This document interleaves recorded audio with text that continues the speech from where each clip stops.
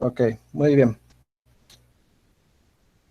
Bueno, pues en esta semana los tres temas que se abordaron son los fundamentos de la economía, que son una serie de conceptos importantes que forman parte del vocabulario del economista, ¿no? Como dicen en algunas ciencias, parte del argot de los economistas.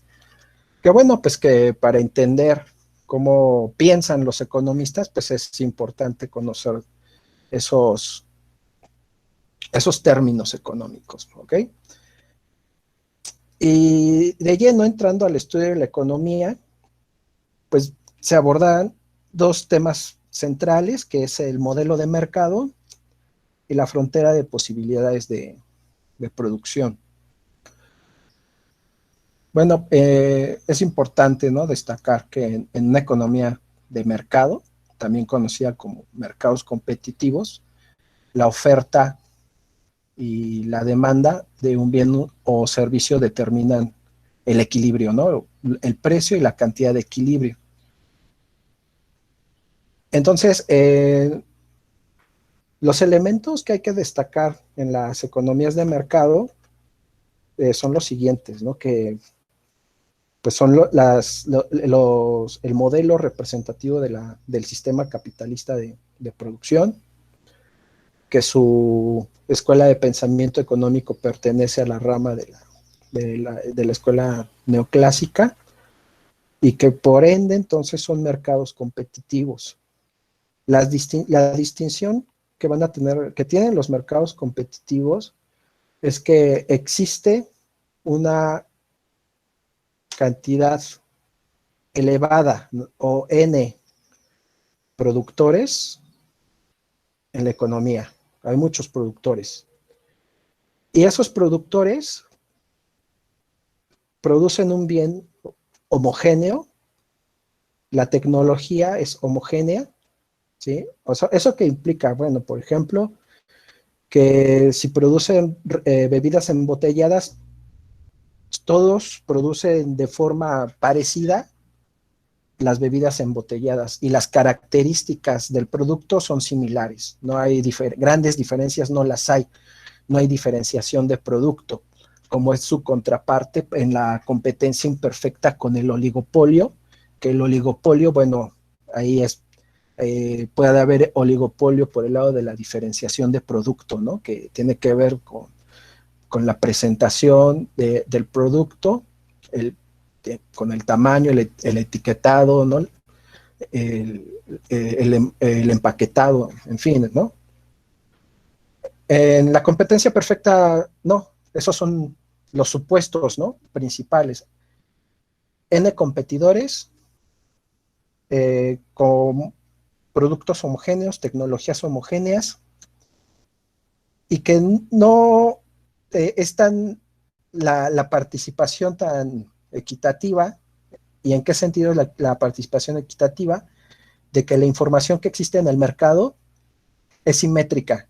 ¿Qué significa que sea simétrica la información en un mercado competitivo? Bueno, que todos los productores y también los consumidores tienen la misma información y que esa información es gratuita. Entonces, al, esa información al ser simétrica, pues entonces no hay incertidumbre y tampoco hay riesgo, ¿ok? Entonces, esas son las principales características que tiene el mercado competitivo, por el lado de la oferta, y por el lado de la demanda, que son los consumidores, pues son agentes racionales que toman, bueno, que su comportamiento es tomar las mejores elecciones con base a su restricción presupuestaria.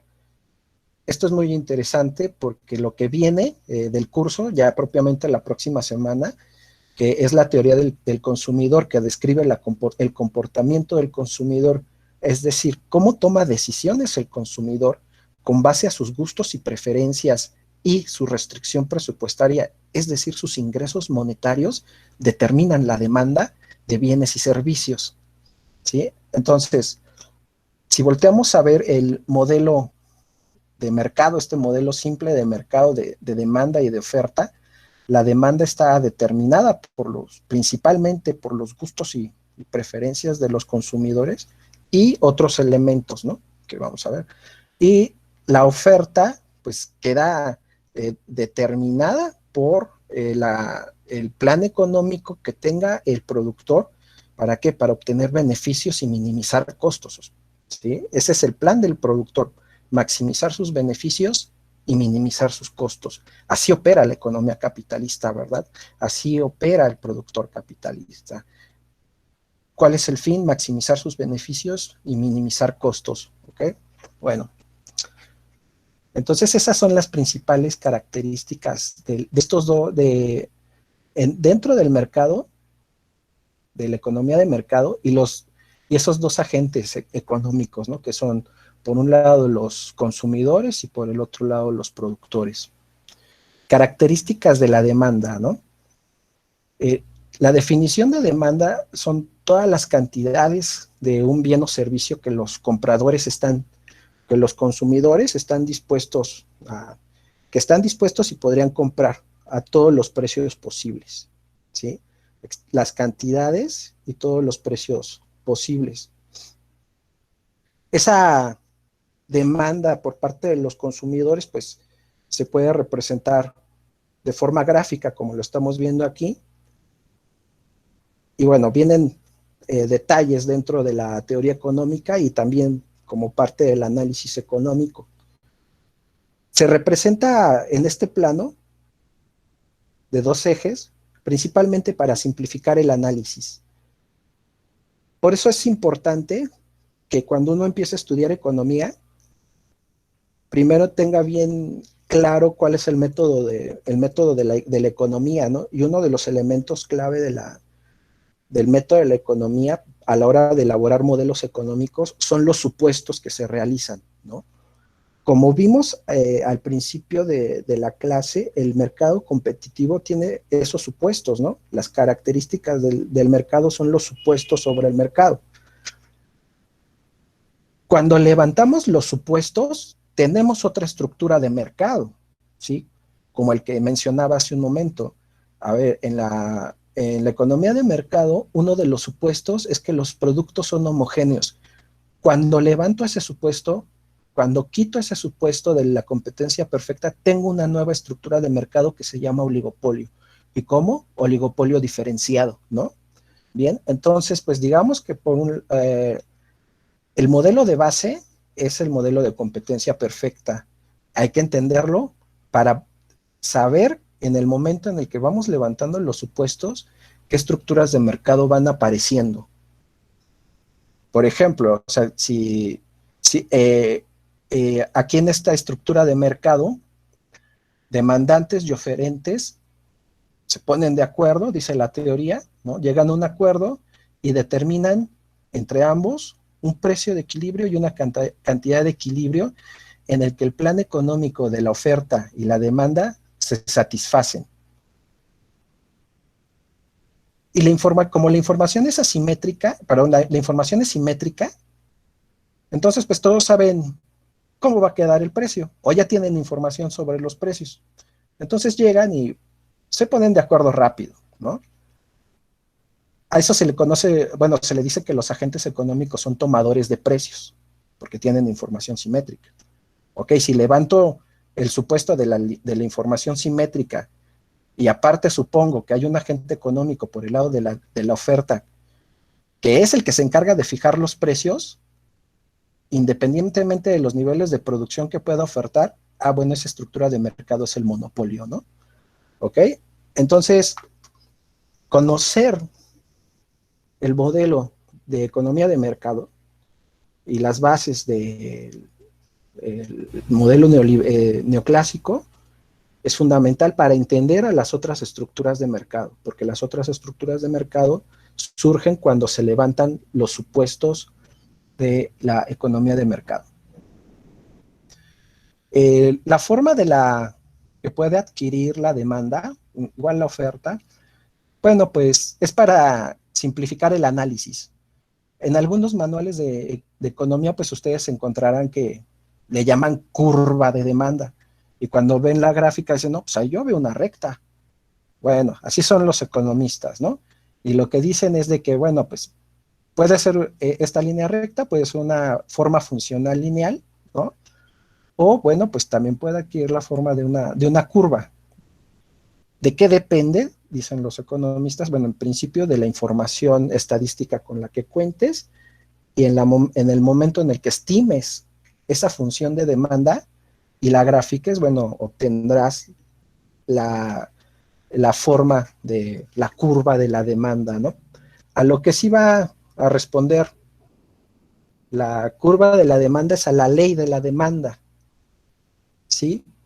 Que, bueno, otro supuesto importante dentro de la economía, que es el ceteris paribus, ¿no?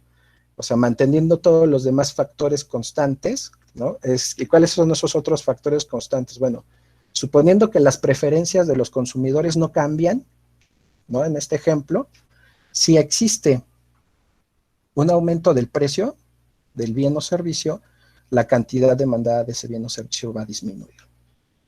Y si aumenta, disminuye el precio del bien, la cantidad demandada de ese bien o servicio va a aumentar. Entonces, lo que nos dice la ley de la demanda es de que hay una relación inversa entre el precio y la cantidad demandada de ese bien.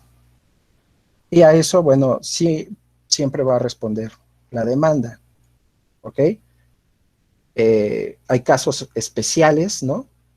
Muy raros, que se llaman bienes Giffen, que sucede lo contrario, ¿sí? O sea, puede aumentar el precio de ese bien y aumentar la demanda de ese bien, pero son casos muy especiales en zonas geográficas muy especiales, ¿no? Sí, o sea, un ejemplo, ¿no? Aquí en nuestro país podrían ser las tortillas, ¿no? O sea, aunque aumenten el precio de la tortilla, o sea, la gente en principio no va a dejar de demandar ese bien, ¿no? E incluso puede aumentar hasta un poco más la demanda de ese bien, ¿no? Porque es un bien básico, tradicional de la zona, ¿no? O sea, no son las únicas características que puede tener un bien Giffen, pero sí esos bienes Giffen responden, digamos, más a cuestiones culturales, ¿no? Que de demanda de ese bien. Ahora bien, terminología de economistas, ¿no? Los economistas diferenciamos en la demanda los cambios en la demanda, cambios en la cantidad demandada, ¿no? O sea, ¿eso qué es, no? O sea, que no es lo mismo. No, espera. Cuando hablamos de cambios en la cantidad demandada, son los movimientos que se dan a lo largo, y decimos los economistas, a lo largo y sobre la demanda, ¿no? La función de demanda, ante variaciones del precio. O sea que la cantidad demandada me va a variar cuando varía el precio. Entonces, ¿cuándo va a variar la cantidad demandada? Pues cuando varía el precio. Y eso le llamamos variación de la cantidad demandada y son las variaciones que se dan a lo largo de la función de demanda. Y luego hablamos de los cambios de la demanda o el movimiento de la demanda o el desplazamiento de la demanda. O sea, ¿y eso cuándo se da? Bueno, principalmente cuando aumentan los ingresos del consumidor y puede desplazar la demanda de ese bien, ¿no? Que tenga por ese bien. O sea, aumentan sus ingresos y bueno, la demanda se desplaza. Para lo contrario, disminuyen sus ingresos y pues se desplaza hacia la izquierda, disminuyendo la demanda.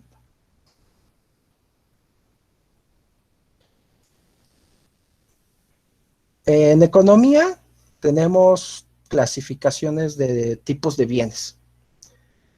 Los que podemos ver aquí son algunos, porque hay otras clasificaciones, pero principalmente en la microeconomía clasificamos a los bienes ya sea en función del precio de otros bienes o en función de la renta del consumidor, del ingreso del consumidor.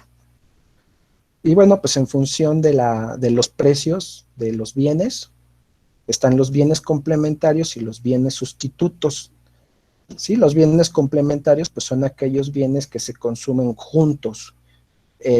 ciertas proporciones. Los ejemplos que se pueden en economía, pues también siempre son muy simples, ¿no? O sea, un bien complementario para aquel consumidor que le guste el café con azúcar, podría ser una proporción de 2 cucharadas de azúcar por una taza de café, ¿ok?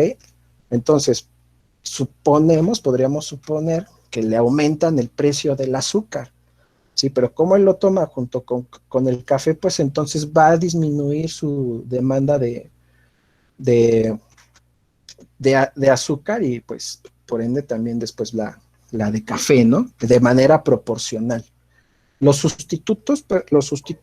bienes sustitutos, son aquellos que el consumidor puede intercambiar entre ellos, ya que para él le representan la misma satisfacción porque tienen características similares. El ejemplo tradicional en economía, pues, son los refrescos de cola, ¿no? Pepsi y Coca-Cola, ¿no? Si al consumidor le da igual tomar Pepsi que Coca-Cola, pues que se lo cambien. Si le aumentan el precio de la Pepsi, pues va a aumentar su demanda de Coca-Cola y viceversa, ¿no? Y luego vienen los bienes que se clasifican por el lado del ingreso del consumidor, que son los bienes normales y los bienes inferiores, ¿no? Los bienes inferiores, los bienes normales, aumenta la demanda cuando aumenta el ingreso del consumidor, y los bienes inferiores son lo contrario, ¿no? Es la relación inversa entre los ingresos y la cantidad consumida, es decir, que disminuye la demanda cuando aumenta el ingreso del consumidor. Este es también un supuesto importante de la economía, ¿sí? O sea, un supuesto importante de la economía y que se comprueba en la estadística básica, ¿no? Por el lado en México de la encuesta nacional de ingreso-gasto, ¿no? En el que pues si los agentes económicos aumentan su renta, aumentan sus ingresos, pues entonces su demanda de bienes de la canasta básica, ¿no? Pues sean bienes, para ellos se empiezan a convertir en bienes inferiores, ¿no? O sea, dejan de consumir ciertos bienes de la canasta básica para consumir otro tipo de bienes que no lo hacían anteriormente por su nivel de renta, ¿no? Por el lado de la oferta, bueno, pues es la cantidad que los oferentes están dispuestos a ofertar en el mercado a los distintos niveles de precio. A diferencia de la demanda, bueno, pues, y bajo esta lógica, ¿no? del capitalismo, pues entonces el oferente, si el precio es más alto, pues va a estar dispuesto a ofertar más, ¿no? Y lo contrario, si el precio es más bajo, pues estará dispuesto a ofertar menos, ¿sí? Pues eso se le conoce como ley de la oferta y se caracteriza por la pendiente positiva de la función de oferta. Casos interesantes, ¿no? Dentro de los diferentes mercados que se pueden estudiar, pues tenemos la relación entre la tasa de interés de referencia del Banco Central y el precio de los bonos que oferta en este caso aquí en México la Secretaría de Hacienda, ¿no? Que existe una relación inversa, ¿no? Ese tema lo vamos a ver cuando estemos viendo el macroeconomía, de cómo es que ambos mercados tienen una relación, ¿no? O sea, la relación entre donde se determina la tasa de interés, que es el mercado de dinero, y el mercado donde se determina el precio del bono, que es el mercado de bonos. Bien, acá lo que también es importante es definir otros puntos, ¿no? Que digamos, bueno, ya estás en la teoría, esos son los conceptos, ¿no? Podrá uno optar por estudiarlos y dominarlos, ¿no? Así cantarlos, ¿no? Poder decir, sí, la oferta, la demanda, y se definen de esta u otra forma. Sin embargo, bueno, pues lo interesante es qué se puede hacer con ello ¿no?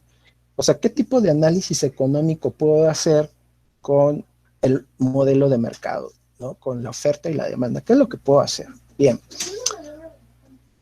Un uso que se le da principalmente, bueno, uno de los usos, aparte del análisis de mercado que se le da al modelo de oferta y demanda, es por el lado de la evaluación de proyectos, y en particular la evaluación social de proyectos.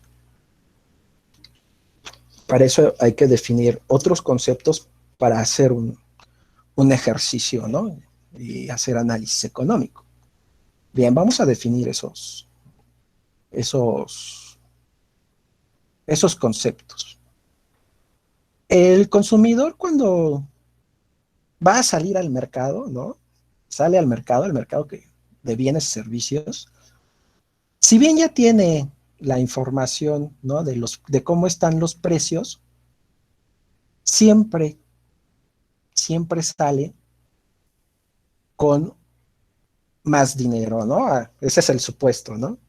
A esa cantidad extra que lleva de dinero o lo que supone el consumidor que se puede gastar o que el consumidor supone que podría tener, ¿no? El precio del bien, se le conoce como precio de reserva.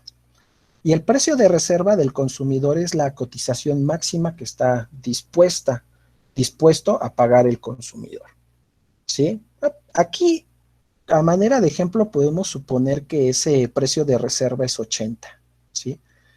Sin embargo, pues, si vemos este 80 acá, pues no compra nada porque es un precio muy alto, ¿verdad? Pero bueno, vamos a suponer que a este nivel el consumidor sale al mercado suponiendo que le puede costar 80 pesos, ¿no? Lo que va a comprar. Bien, de ahí definimos el excedente del consumidor, que es el triángulo eh, de este azul tenue, ¿no? ¿Y cómo se define como excedente del consumidor? Es la diferencia entre el precio de equilibrio, que es el precio de mercado, y a eso que le llamamos precio de reserva del consumidor.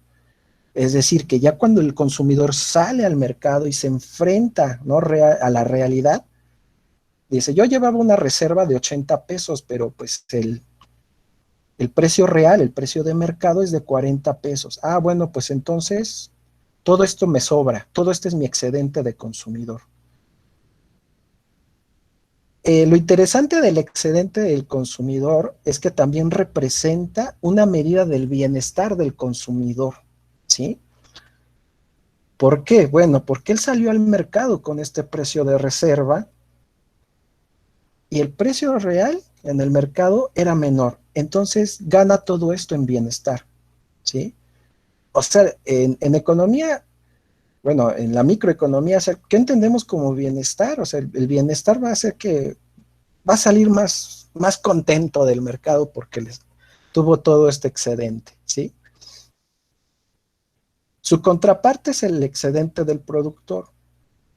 El productor, bueno, pues también tiene unos costos de producción, ¿sí? Y él supone, bueno, pues con base a sus costos de producción, que el precio mínimo al cual puede ofertar, pues es este de a 20, pero ya en el mercado, pues ve que el precio es mayor, ¿no? Entonces también sale con esa felicidad, ¿no?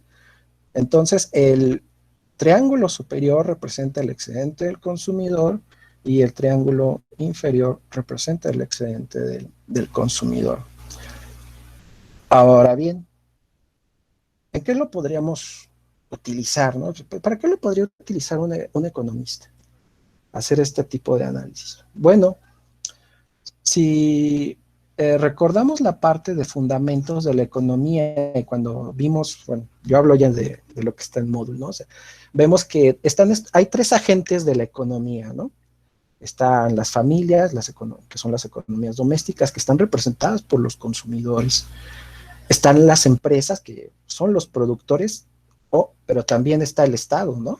Entonces, pues, vamos a ver cómo este modelo de oferta y demanda funciona para evaluar una situación de mercado con el Estado y determinar esa parte.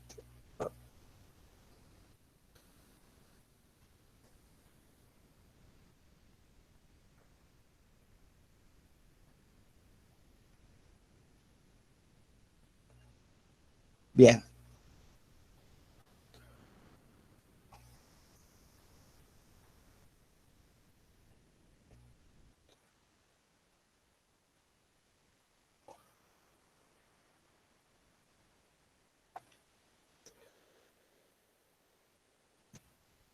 Demanda, oferta.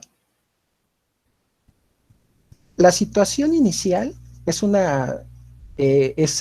es una economía sin gobierno, o que al menos el gobierno no tiene una participación activa en la economía, ¿no? Ahora bien, supongamos que pues, el gobierno decide ingresar a una participación activa en la economía y pone un impuesto, ¿sí? Oh, ¿qué le pasa al mercado? Pero antes de eso, vamos a distinguir las clases de impuestos que existen. Existen dos tipos de impuestos: los impuestos directos y los impuestos indirectos. Los primeros, los directos, gravan al ingreso, a la renta de los agentes económicos. Un ejemplo es el impuesto sobre la renta, el ISR. Los impuestos indirectos gravan el consumo de los agentes económicos. Ejemplo, el impuesto al valor agregado, el IVA, ¿sí? Ahora, ¿cómo aplica el Estado esos impuestos? Es decir, el monto en que los recauda son de dos formas. Lo puede hacer directamente a la cantidad o como una tasa, como un porcentaje. Por ejemplo, el ISR es un porcentaje que tiene una escala en función del nivel de ingresos que tiene la persona. Los impuestos a la cantidad tienen que ver con por cada artículo, cada pieza, por cada kilo que compras, cuánto te puede cobrar el Estado, o cuánto recauda el Estado, ¿no? El Estado recauda. Bueno, entonces, ¿qué es lo que vamos a hacer con esta situación de los de análisis de los impuestos? Ya suponiendo una participación activa del Estado en este ejemplo de economía, pues vamos a comparar una situación inicial, la preimpuesto, y la situación en la cual el Estado tiene una participación activa e impone una tasa impositiva. Así también se le conoce a los impuestos, como tasa impositiva. ¿Ok? A ese ejercicio que hacemos los economistas de comparar esas situaciones le llamamos estática comparativa, ¿sí? Entonces, a este tipo de ejercicios que los economistas hacemos comparando dos situaciones de, de, de un ejercicio económico le llamamos estática comparativa. Bueno, entonces, el ejemplo que tenemos aquí, el impuesto que vamos a poner es a la cantidad.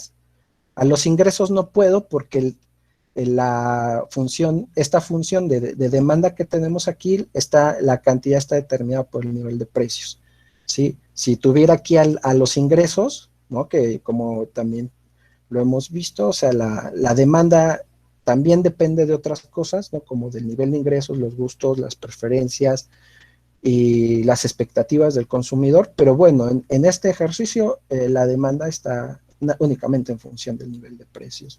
Entonces, el impuesto más sencillo que puedo establecer aquí para hacer este ejercicio es un impuesto a la cantidad. Entonces, voy a suponer en principio que por cada cantidad, por cada unidad del bien que compra el consumidor, pues el Estado le va a cobrar 2 pesos.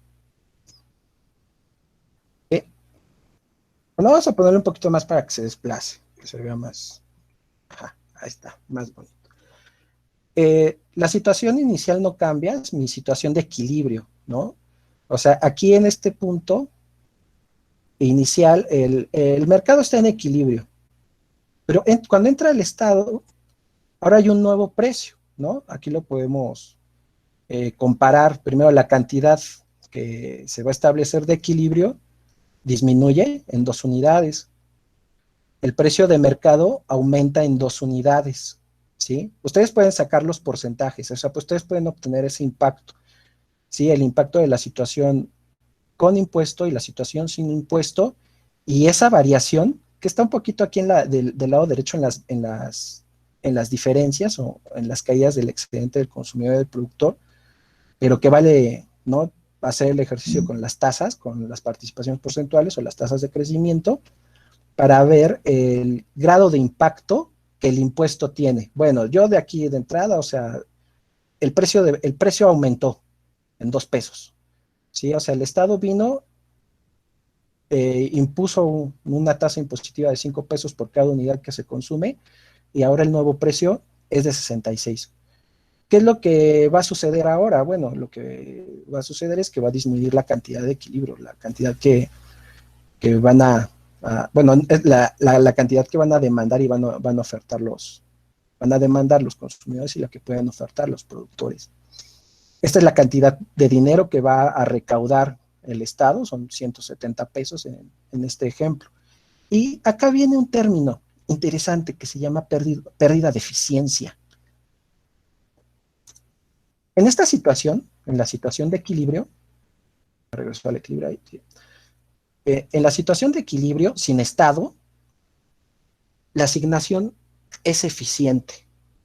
¿Por qué es eficiente? Porque la oferta y la demanda satisfacen su plan económico y no hay una distorsión de mercado. Llega el Estado, genera una distorsión en el nivel de precios principalmente, y bueno, al,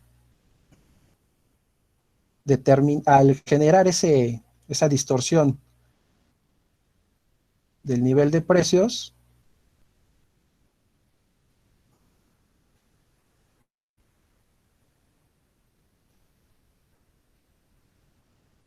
al,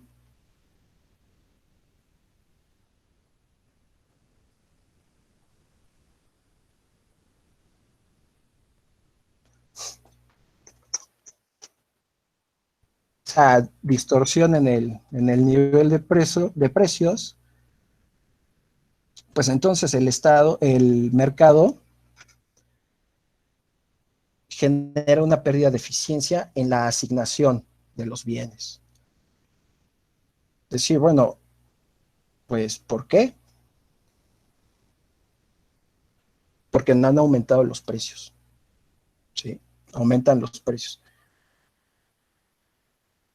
Creo que la última situación no se ve.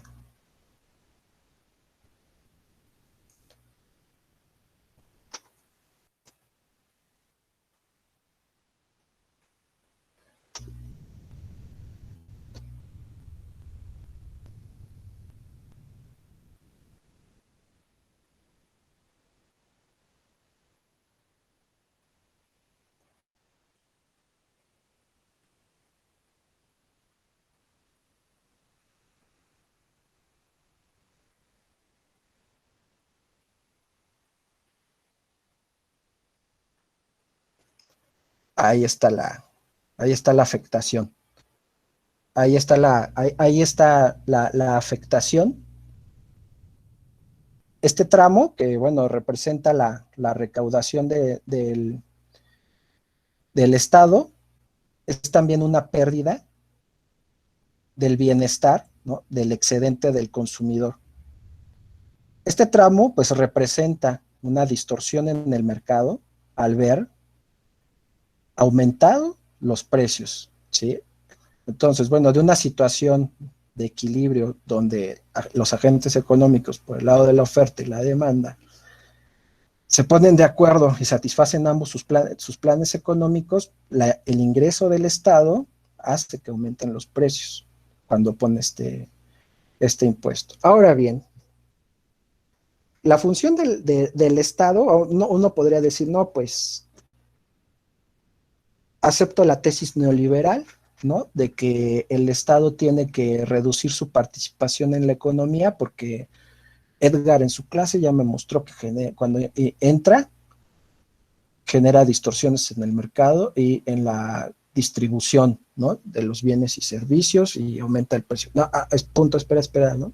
Sí, esa es una parte, ¿no? Sí genera distorsiones, sí, las genera.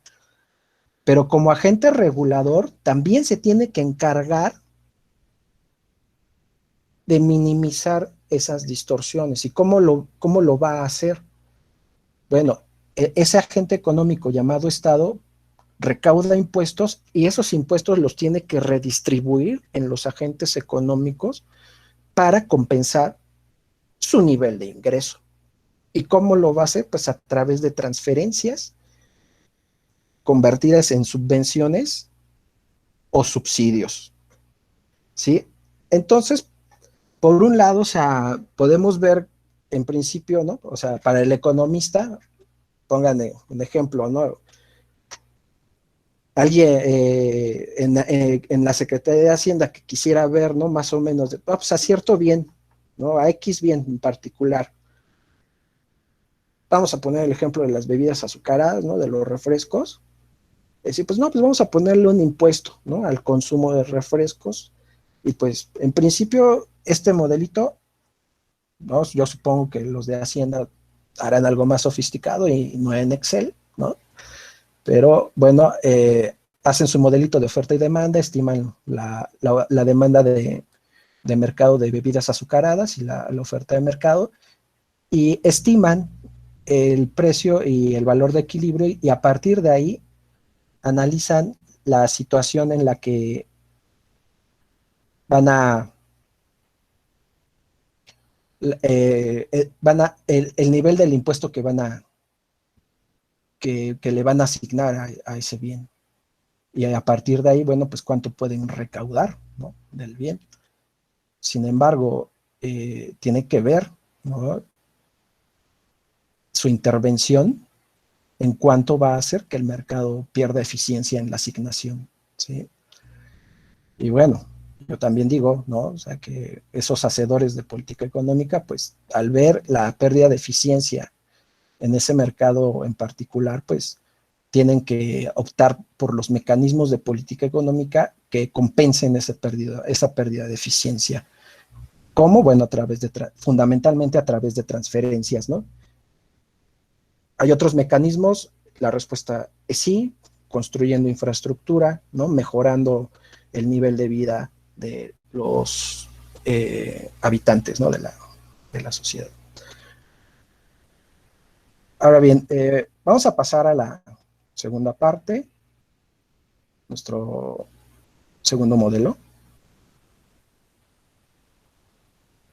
que es un modelo también, no sale.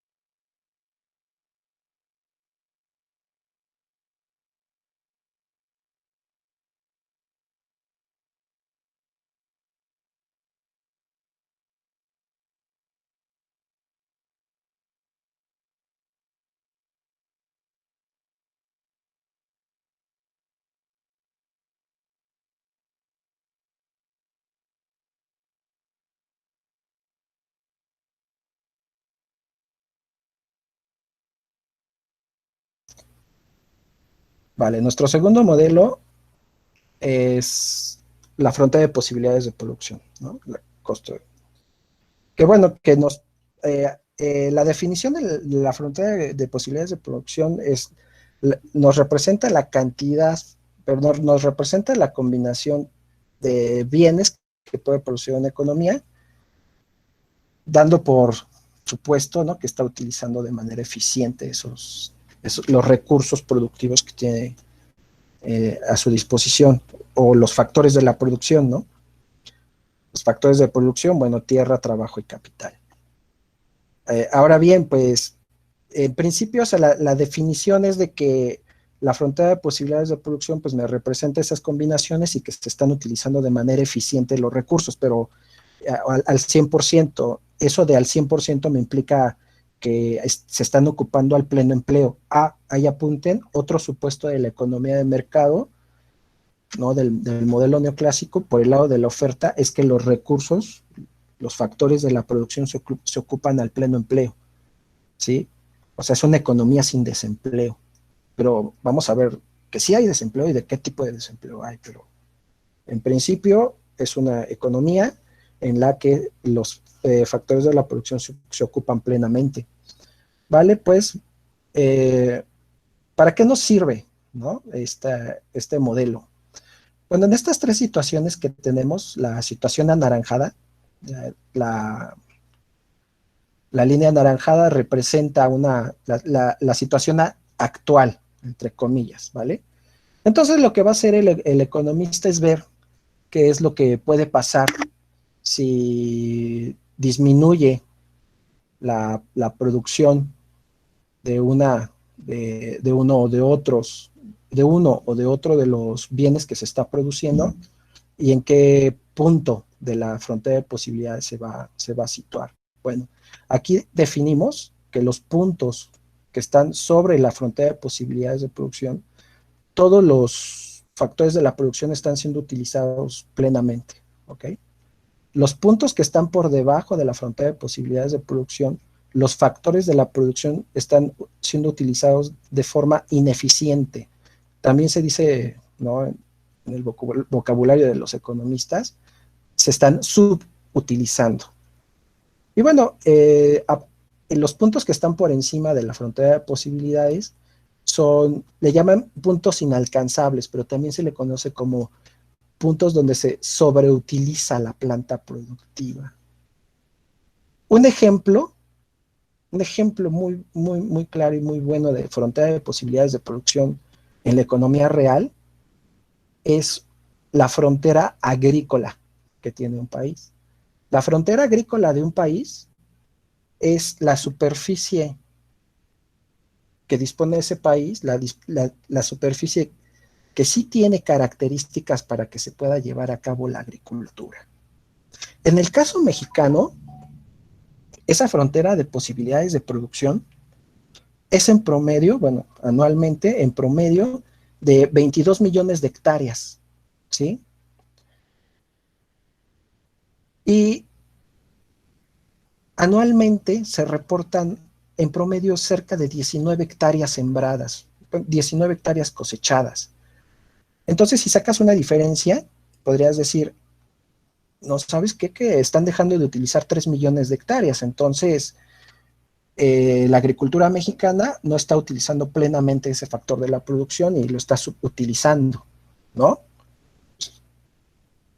La respuesta del economista y del que tenga experiencia en el sector agropecuario te podría decir, sí, pero, ¿no?, puede que parte de esa superficie que aparentemente está siendo subutilizada esté en descanso, porque es necesario que la superficie agrícola también descanse, ¿sí? Es también probable que parte de esas 3 millones de hectáreas que no se están sembrando, un porcentaje de ellas haya tenido alguna catástrofe, ¿no? Algún, algún evento catastrófico, ¿no? Un huracán, un incendio, algo que pasó y se perdió lo que se había sembrado y ahora aparece como superficie que no fue productiva, ¿no? A esa superficie se le llama superficie siniestrada, ¿ok? Entonces, para hacer uso de este instrumento de la frontera de posibilidades de producción, también es necesario que la persona, el economista, tenga conocimiento en el sector que está analizando, en el sector productivo que está analizando. Les voy a poner otro ejemplo. Los fertilizantes en México. México tiene un déficit importante en su balanza comercial de fertilizantes. México importa el 70% del valor, ¿no?, de lo que necesita de fertilizantes. Y me puedes decir, entonces nada más produce el 30%. ¿Y cuál es la capacidad productiva de la producción de fertilizantes en México? Bueno, México tiene la capacidad instalada para satisfacer la demanda de fertilizantes. ¿Qué le está pasando entonces? Que ahí sí, efectivamente, está subutilizando su capacidad productiva de fertilizantes. El encargado de política económica, al ver eso, tendría que implementar las medidas adecuadas para estimular por el lado de la oferta, ¿sí?, a que incremente la producción de fertilizantes.